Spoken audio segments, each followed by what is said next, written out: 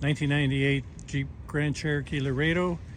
Brake lights do not work. All three lights, both tail lights and the tailgate light, all three won't go on. So we checked all the bulbs, they're all good. Fuse is all good, so it is the switch, which is on the arm of the brake pedal, the top of the brake pedal arm.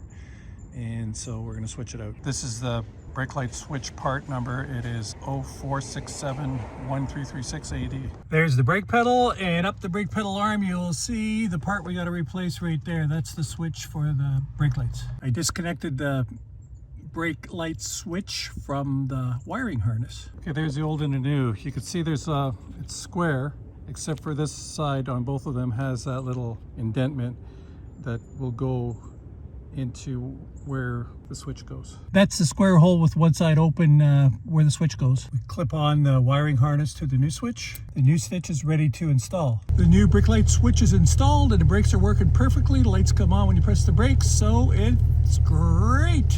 Thank you for watching Family Montage. Please like and subscribe.